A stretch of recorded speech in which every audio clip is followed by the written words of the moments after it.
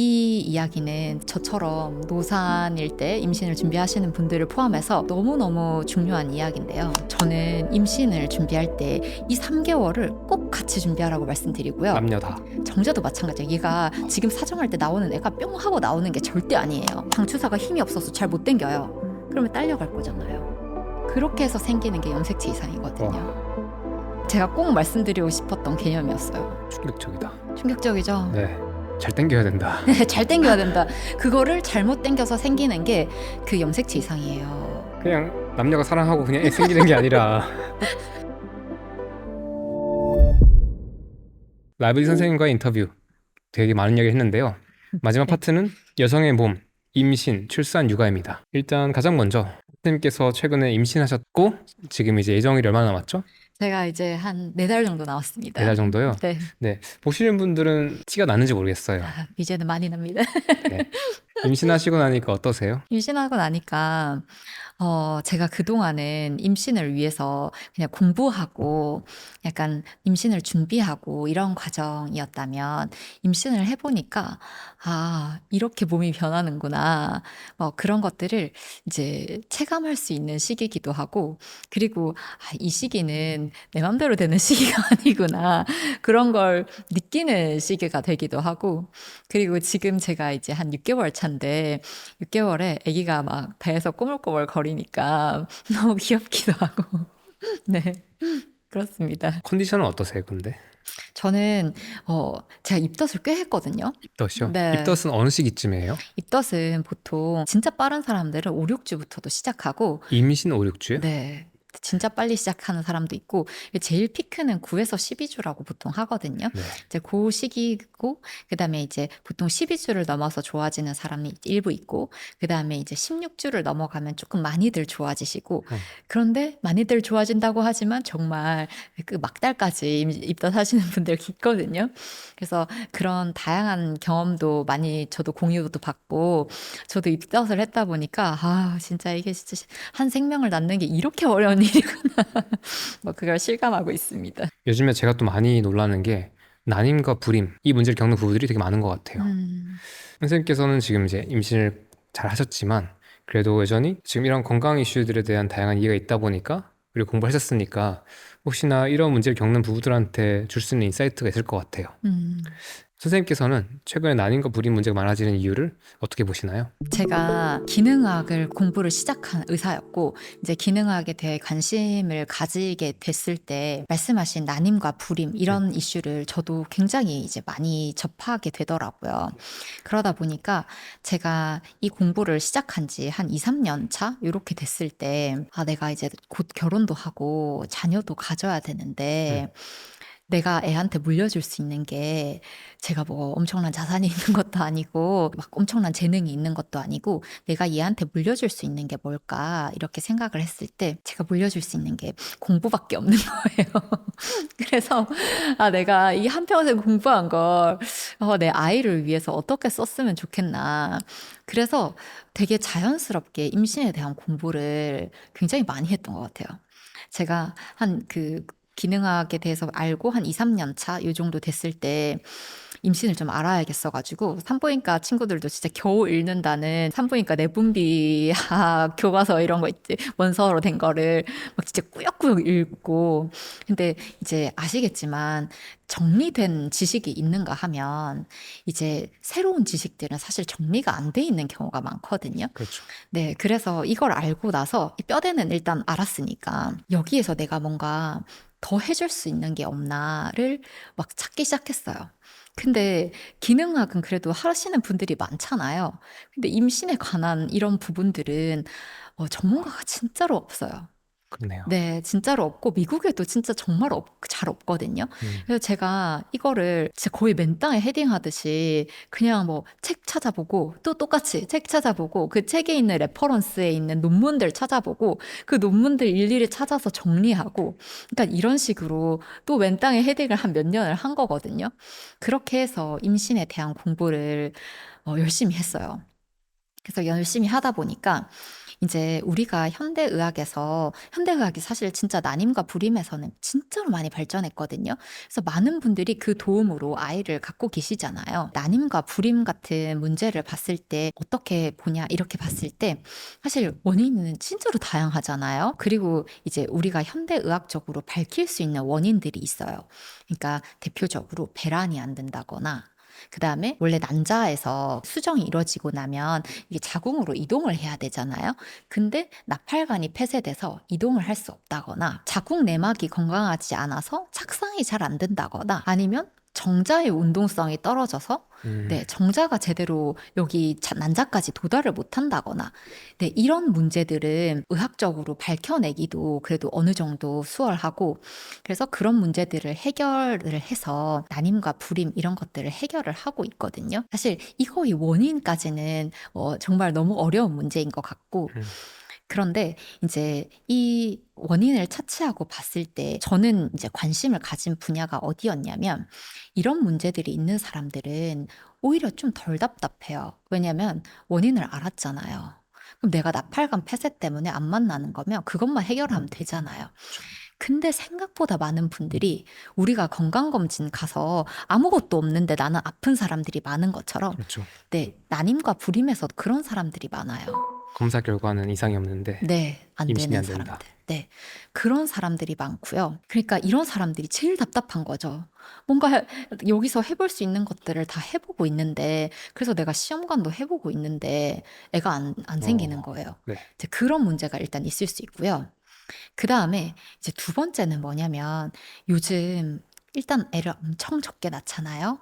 적게 낳고, 그리고 나이가 들어서 낳아요. 노산으로. 노산으로 낳다 보니까 노산이 그 아이 임신에 있어서 위험인자인 거는 모두가 알고 있는 사실이잖아요. 그러니까 이 내가 늦은 나이에 귀한 자식으로 하나 낳는 이 아이에게 뭔가 잘해주고 싶은 마음이 있는 부모들이 굉장히 많거든요. 그러니까 요즘 그 저출산 시대다 해도 조리원은 예약하기가 막이 터지고 이런 이유가 어쨌든 하나 키워서 잘 길러보자, 잘 낳아보자 그런 마음들은 다 갖고 계신다고 생각하거든요. 그래서 제가 착안한 문제는 요 두 가지였어요. 정말 원인은 잘 모르겠는데 임신이 안 되는 사람들 그리고 내가 노산이지만 좀 더 건강하게 아이를 낳고 싶으신 분들. 저도 여기에 딱 해당하는 군이자 제가 이번에 노산이거든요. 네, 노산이지만 저는 이 아이를 건강하게 낳아주고 싶은 거예요. 그러면은 내가 임신이라는 과정을 위해서 뭘 좀 해볼 수 있을까? 저는 거기에 좀 집중을 해서 공부를 했던 것 같아요. 이 부분이 이제 제가 지금 정리해보면 난임과 불임이 만들어지는 원인에 대해서는 표면적으로 볼 수 있는 기전들은 명확해 보이긴 한 것 같아요. 근데 그 안에 있는 루트 커즈, 근본 원인들은 추측되는 것들은 다양할 것 같고 맞아요. 그 중에서 개별성도 있을 것 같고 근데 이게 검증이 사실 제대로 되기는 아직 쉽지 않은 환경이다. 맞아요. 그리고 우리가 또 주목해서 볼 게 노산. 그러니까 어쨌든 여성들의 이 가임기가 어쨌든 청소년기부터 시작이 되고 본격적으로 성인이 됐을 때 20대쯤이 뭔가 조금 더 주기상의 이런 호르몬 수치를 봤을 때는 그때 가장 유리한 시기인데 요즘은 우리가 20대 후반 또는 30대에 넘어가서 애를 준비하는 경우가 있으니까 그것들이 가지고 있는 문제들이 있을 수 있다. 네. 그리고 노산이라는 것은 단순히 나이가 많이 들었다가 아니라 이런 여성의 몸 건강 자체가 또 저하될 수도 있고 남성의 몸도 마찬가지고 여성의 몸에서는 또 임신 관련된 이런 잉태에 대한 시스템의 능력도 20대에 비해서 좀 떨어질 수 있다. 네. 그래서 이런 것들이 영향을 미칠 수 있다라고 볼 수 있을 것 같습니다. 네네네. 그리고 전 의료진이 아니니까 이제 조금 자유롭게 얘기를 하자면 네. 독소 같은 것들도 여전히 여기서 영향을 미칠 수 있다는 생각이 들고 그럼요. 오늘 제가 앞에서 얘기했던 모든 이야기들 그런 것들이 다 여기에 영향이 없을 거라고 보기는 힘든 것 같아요. 네. 뭐 작게는 에스트로겐 해독도 있을 것 같고요. 네. 다양한 것들이 영향을 미칠 수 있겠다라는 생각이 들고 네. 또 스트레스 같은 이런 심리적 요인도 있지 않을까라는 추측이 들긴 합니다. 네. 선생님 나이가 어떻게 되시죠? 제가 지금 만 35세, 낳을 때는 만 36세거든요. 그러면 또 되게 많은 분들한테 오히려 되게 좋은 인사이트가 될 것 같아요. 네네. 그럼 딱 듣기만 해도 저 나이 때 임신하는 게 쉬운 일이 아니라는 건 또 알고 계실 것 같고 네. 선생님께서는 임신 준비하실 때 어려움이 없으셨어요? 저는 다행히 임신을 준비할 때 큰 어려움이 없이 그냥 자연 임신이 된 케이스이긴 하거든요. 네. 그런데 제가 만 35세에 아이를 이제 가진 거다 보니까 이 노산이란 이슈에 대해서 굉장히 고민을 좀 많이 해봤던 것 같아요. 우리가 만 35세가 그 노산의 그 커트라인인 거 모두가 알고 계시긴 하시잖아요. 근데 왜 만 35세가 노산으로 정의하고 이게 왜 문제가 되는지 아세요? 이게 왜 문제가 되냐면요. 그 이제 여성의 나이가 아이의 염색체 이상에 의한 기형 중에 제일 유명한 게 다운 네. 증후군이죠. 그래서 만 35세를 넘어가는 그 임산부의 아이부터 그 염색체 이상의 그 확률이 급격히 올라가요. 음.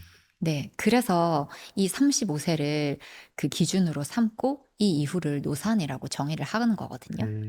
그래서 저도 이 나이에 하다 보니까 당연히 이 노산이라는 이슈가 걱정이 안 될 수가 없었어요. 네.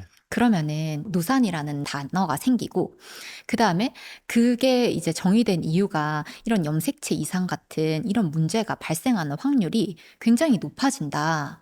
그거는 이제 그 입증된 팩트니까 그런 사실을 알고 있다고 했을 때 대체 왜 그럴까를 생각을 해본 거예요.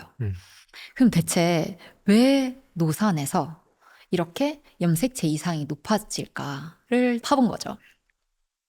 네, 파보면 이제 되게 또 굉장히 익숙한 그 핵심 단어가 나옵니다.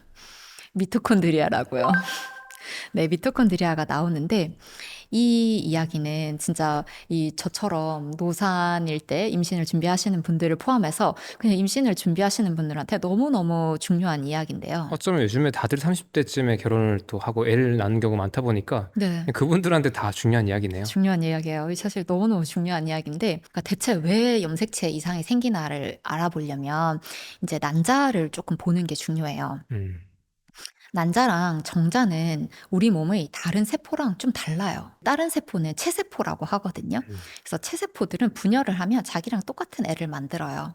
그래서 이제 염색체 수랑 유전자 수랑 똑같은 애를 만드는데 이제 생식세포는 다르죠.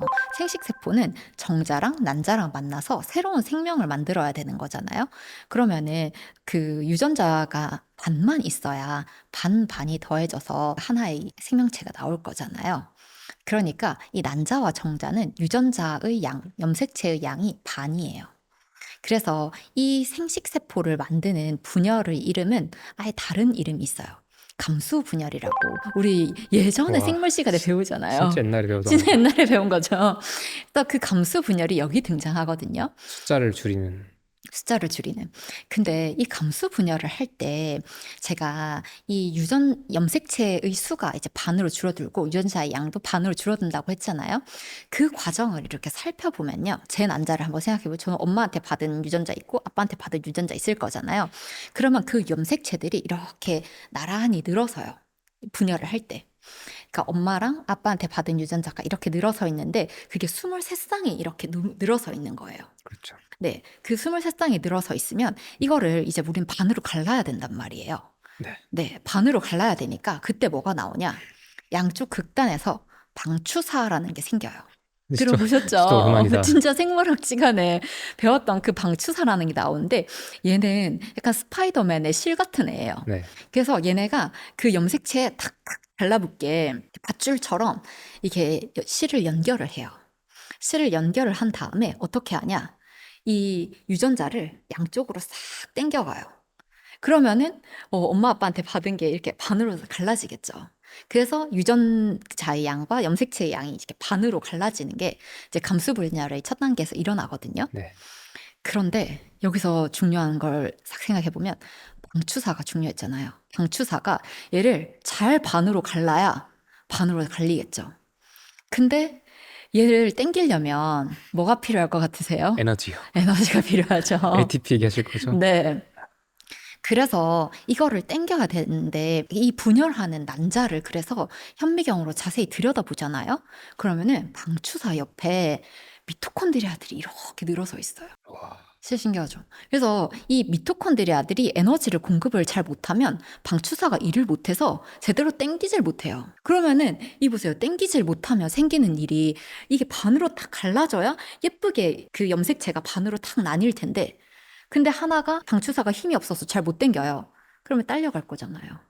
그렇게 해서 생기는 게 염색체 이상이거든요. 와. 이게 진짜 제가 꼭 말씀드리고 싶었던 개념이었어요. 충격적이다. 충격적이죠? 네. 경이롭습니다. 그리고 네, 이게 진짜 너무너무 중요해요. 잘 당겨야 된다. 잘 당겨야 된다. 그거를 잘못 당겨서 생기는 게 그 염색체 이상이에요. 그냥 남녀가 사랑하고 그냥 애 생기는 게 아니라 그쵸? 그것이 진짜 그 안에 되게 많은 아슬아슬하고 정교한 순간들이 있는데 네, 거기에 그 뭔가 하나가 안 맞을 수 있다. 네. 그렇게 안 맞을 때 이런 문제가 생기는 거라서. 그래서 노산이, 그러니까 엄마의 나이가 왜 중요하냐? 엄마이가 나이가 들수록 미토콘드리아들이 기능이 떨어져요. 그럼 이렇게 얘기하는 게 맞네요. 사실 정확하게는 엄마의 나이가 중요한 게 아니라 엄마 아빠의 건강이 중요한 건데 맞아요. 35세를 기준으로 엄마 아빠의 건강이 현저하게 뭔가 문제가 생길 수 있다라고 볼 수 있겠네요. 네. 나이는 숫자니까 그냥 나의 사실 숫자니까. 실질적 생물학적 상태. 네. 여기서 어떤 결함이 생겼거나 기능이 떨어져 있을 때 네. 이런 임신 자체가 안 되거나 또는 임신하고 발달 과정에서의 결함 또는 모자람이 생길 수 있다. 네. 그래서 이제 다운 증후군은 제일 생명에 지장이 없어서 태어나니까 우리가 알게 되는 거고, 사실 생명이 그렇죠. 지장이 많은 이런 염색체가 분리가 안 되는 것들은 음, 유산이란 형태로 나타나겠죠. 그렇죠. 유산도 많이 얘기하시더라고요. 네. 말을 따로 안 하는 거지. 그쵸. 그래서 이런 초기 배아가 발달을 못하고 유산이 일어나고 이런 문제들이 결국은 이제 정자와 난자의 질에 의한 영향을 굉장히 많이 받을 수밖에 없다. 그걸 저도 새삼 깨닫습니다. 이걸 들으니까 또 건강이라는 게 얼마나 더 중요한가라는 걸 다시 느끼는 것 같아요. 경이롭습니다.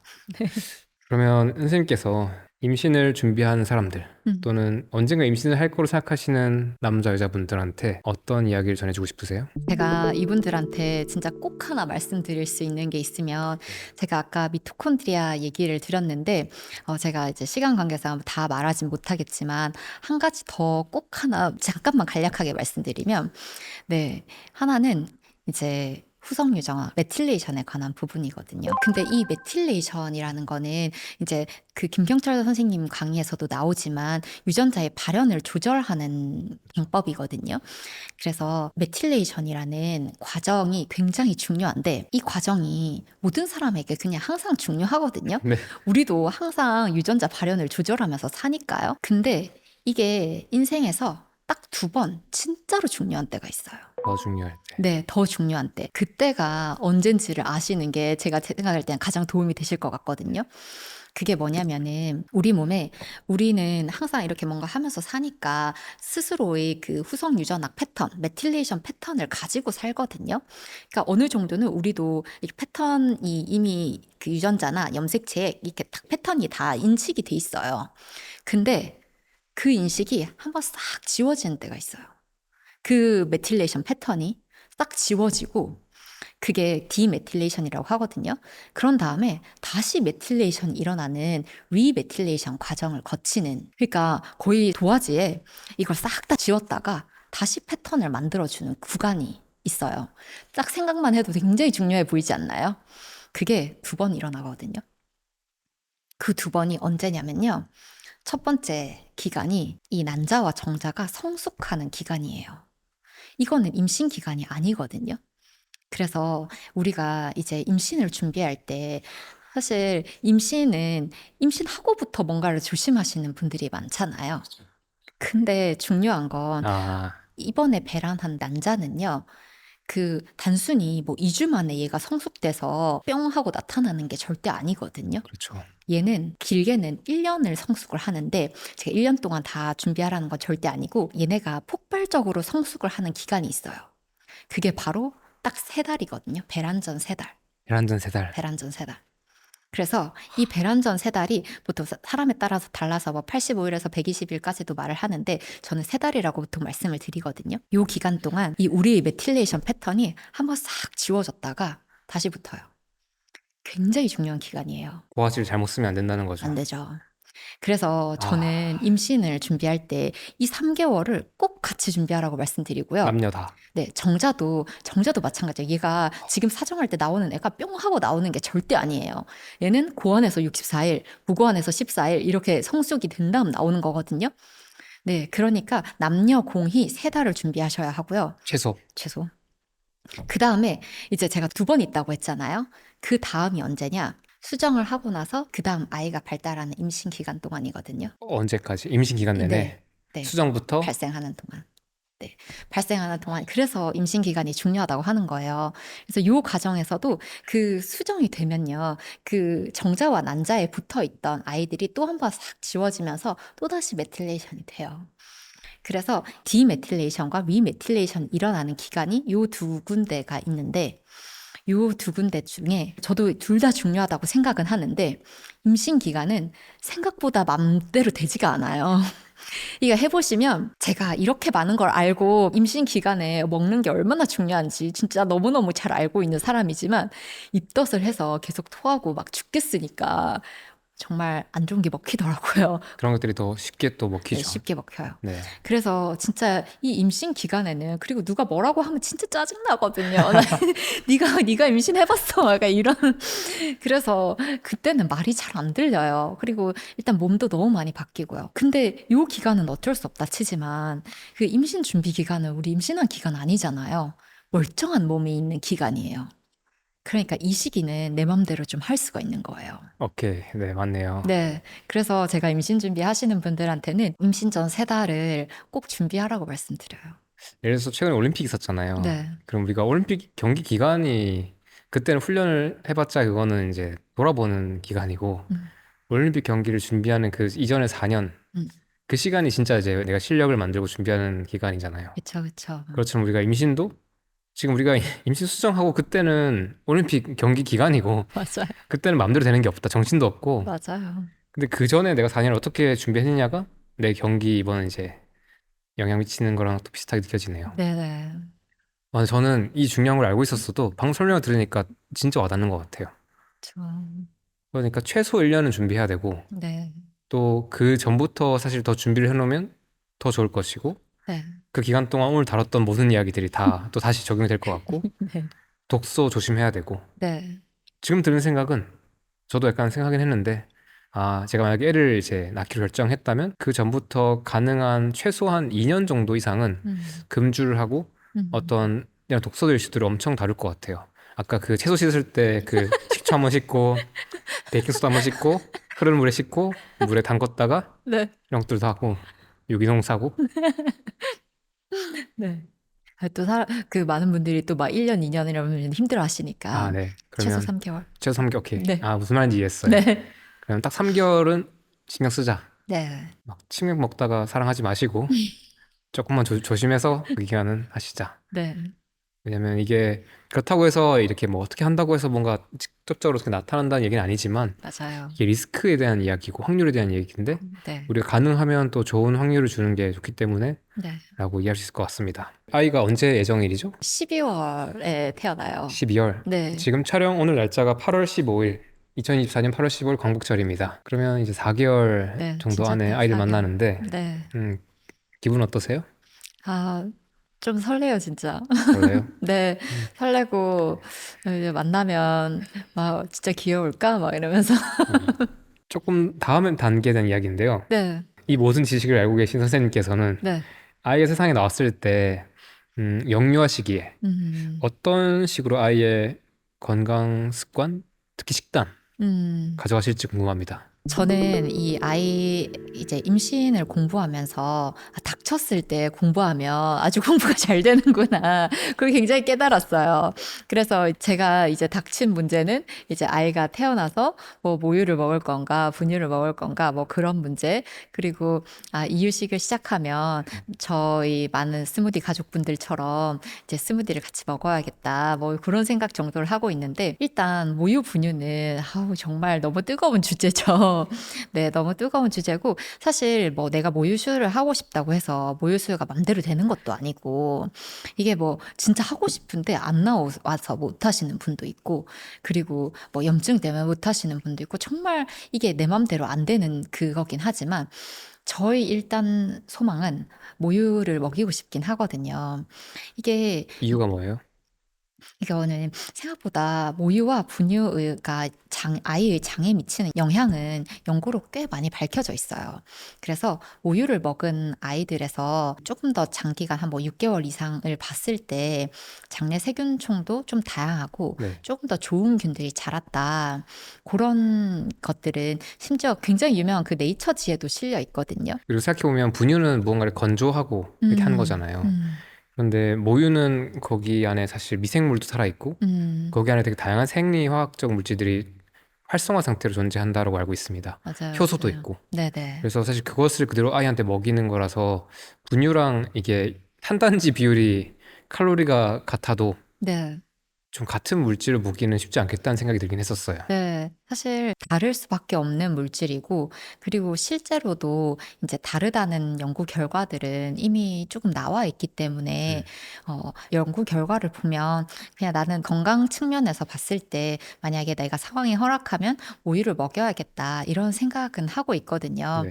근데 이제 그 외에 많은 문제가 있죠. 모유를 먹이려면 일단 엄마가 계속 옆에서 붙어 있어야 되고 일을 하기도 어렵고 네, 이런 제약들이 워낙 많다 보니까 모유를 못 하시는 분들이 그냥 많을 뿐인데 네. 저는 어쨌든 인생에서 건강을 굉장히 큰 가치에 두고 있는 사람이다 보니까 모유와 분유의 선택에서는 가능하다면 모유를 조금 해주고 싶다라는 게 제 생각이고 이제 그거를 하고 나면 이유식을 할 때는 저도 일을 열심히 하는 사람 중에 한 명이지만 저는 그래도 열심히 제 밥을 제가 해서 먹거든요.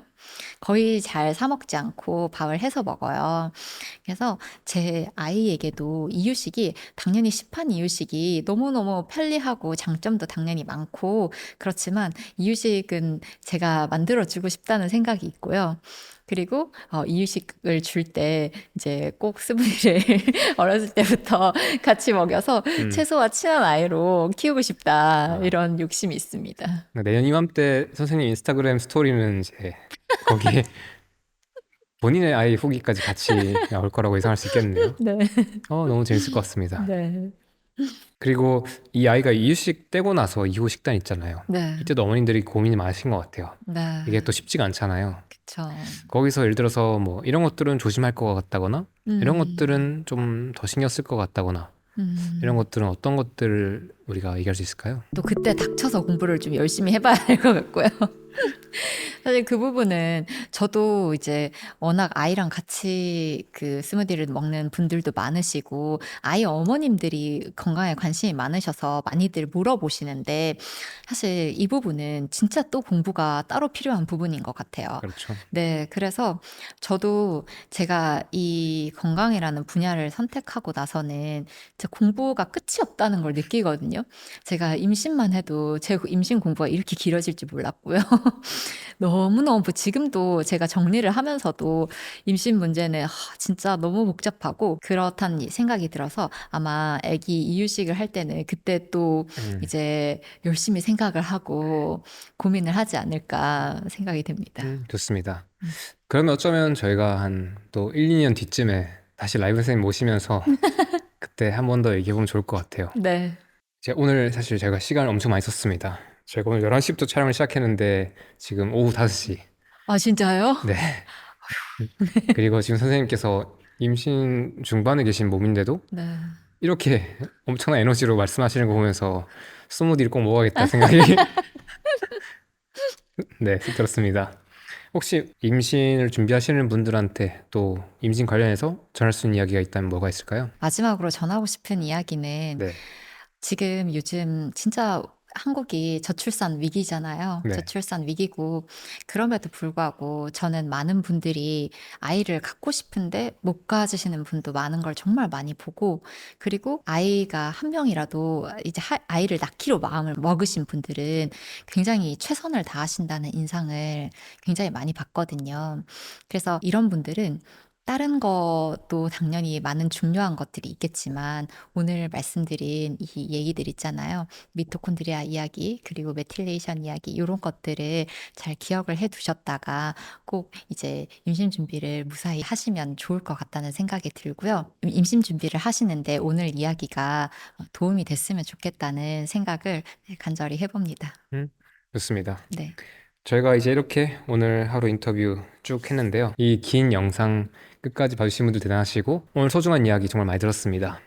앞으로 선생님의 개인으로서 또는 의사로서의 계획이 궁금합니다. 저는 일단 단기적으로는 제가 이 해독혁명이라는 책을 쓰고 이제 독서와 해독에 대한 이야기를 한 만큼 이제 이런 것들을 좀 알리는 조금 더 많은 분들께 이 이야기를 전하는 역할을 이제 출산 때까지 열심히 하고 싶고요. 네.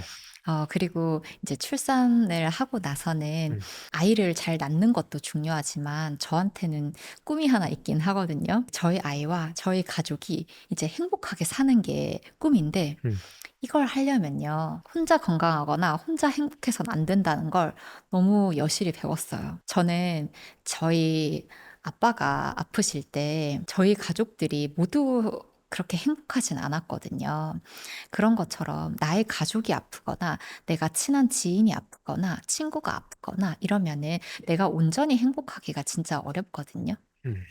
그래서 그러면은 내 아이가 행복하려면 내 아이의 친구들이 행복해야 되고 내 아이의 친구들이 행복하려면 그 친구들의 부모님이 행복해야 되고 그런 거잖아요. 그러니까 조금 더 행복한 세상을 이 아이한테 물려주려면 조금 더 사람들이 건강해져야겠다는 생각을 정말 많이 하거든요. 우리 가족만 건강해진다고 되는 것도 아니네요. 네.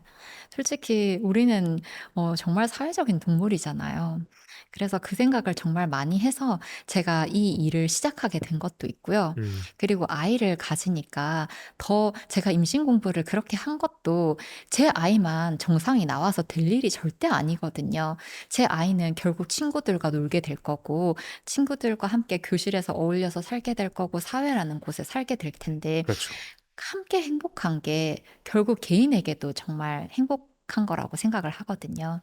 그래서 결국 그거를 하는 그 단계의 가장 근본적인 거에는 건강이라는 게 저는 있다고 생각을 하고 이제 많은 분들이 건강해질 수 있게 제가 조금 더 다양한 메시지를 전달하고 제가 임신에 대해서 얘기를 한 것도 임신이 그런 것들을 할 수 있는 가장 시작점, 전 시작점을 굉장히 중요하게 생각하는 사람이잖아요.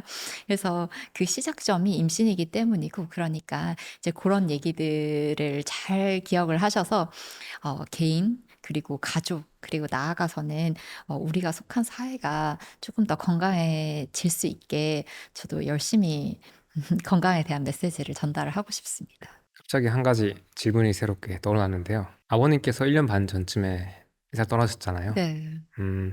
시간을 10년 전으로 음. 돌릴 수 있거나 20년 전으로 돌릴 수 있으면 어떤 것들을 좀 바꿔보고 싶으세요? 제가 그 시기로 돌아간다면 아빠의 식습관을 아주 뜯어 고칠 것 같아요. 아빠의 식습관을 뜯어 고치고 저희 아빠는 의지와 실천력이 있는 분이셨거든요. 네. 그래서 나쁘다는 거 안 하시는 분이에요. 나쁘시다는 거 안 하시고 진짜 아침에 일어나셔서 매일 운동하시고 정말 건강하게 사시던 분이었거든요. 그런데 그렇게 아프다 돌아가셨어요. 결국 그분한테 없었던 거는 올바른 지식이 없었던 거거든요. 그러니까 올바르게 가이드만 해줄 수 있었어도 저희 아빠는 하셨을 뿐이에요. 저희 아빠는 정말 지키는 거 하나는 끝내주게 잘하시는 분이었거든요. 그래서 이제 그때로 돌아간다면 저희 아빠는 장이 건강한 사람이 돌이켜보면 아니었어요. 그래서 저희 아빠의 장 건강을 일단 여러 검사를 통해서 확인을 해봤을 것 같고 확인을 해서 거기서 안 좋은 부분이 뭐가 있는지 그런 것들을 교정을 해줬을 것 같고요. 그리고 당연히 스무디도 드시게 했겠죠. 그래서 그 많은 것들을 제가 이제 어머니한테는 해드리려고 네, 지금은 노력하고 있습니다. 아마 아버님께서 어딘가에서 되게 기분 좋게 딸이 이렇게 세상에서 쓰이고 있는 거를 보고 있을 거라고 생각합니다. 그래서 아마 새롭게 태어난 생명도 아버님께서 같이 지켜봐주고 계시지 않을까라는 생각이 듭니다. 네, 그랬으면 좋겠습니다. 마지막으로 오늘 이 영상 보시고 계신 시청자분들한테 말씀 전하고 싶다면 어떤 게 있을까요? 진짜 이 오랜 시간 이걸 들으신 분들은 정말 대단하다는 말씀 진짜 드리고 싶고요. 끝까지 오신 분들은 댓글 꼭 달아주세요. 네, 그 댓글 진짜 달아주시면 저도 읽어보면서 어떤 생각하셨는지도 저도 궁금하고요. 네. 그리고 오늘 내용은 저는 항상 말하지만 지식은 힘이 없다고 생각하는 사람이에요. 그래서 지식은 실천할 때야 정말 우리 삶에 뿌리 내릴 수 있고 힘이 될 수 있다고 생각해요. 그래서 이 많은 걸 들었다고 우리가 원래 배울 때 배워서 잠깐 이해한 것 같으면 그 뽕에 약간 취하는 그게 있잖아요. 그래서 그 느낌도 물론 당연히 중요한 부분 중 하나지만 그래도 여기 중에서 딱 하나 내가 진짜 와닿는 개념을 하나 선택하셔가지고 그거를 생활에 적용해 보시는 걸로 이 영상을 본 걸 마무리를 하시면 좋겠어요. 네, 실천이 없으면 이 많은 시간을 보신 게 그냥 둥둥 떠다니는 지식으로 날아가 버릴 테니까 네. 꼭 실천 한 가지를 이제 메모하시거나 매일매일 하실 걸로 이렇게 적어두시면은 저희가 이렇게 오랜 시간 인터뷰를 한 보람이 있지 않을까 생각이 됩니다. 혹시나 이제 그런 것들이 뭘 할지 좀 고민되시는 분들은 스무디 만들어 보시는 거 그럼요. 괜찮을 것 같은데 네. 스무디는 며칠 정도 제한될 수 있을까요? 처음 시작을.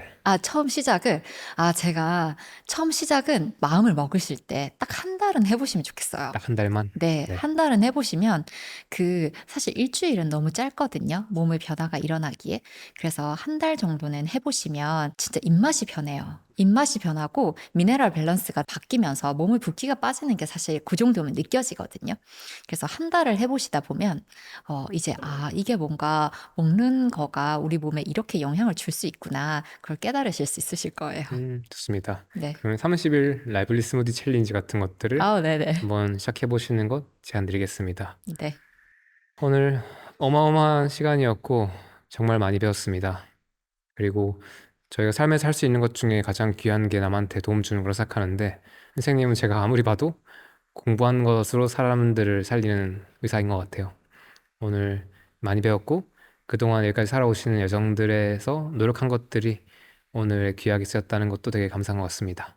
그리고 오늘 남편분이 오늘 여기까지 이렇게 모시고 오셔가지고 지금 약 7시간 동안 함께하고 계신데요.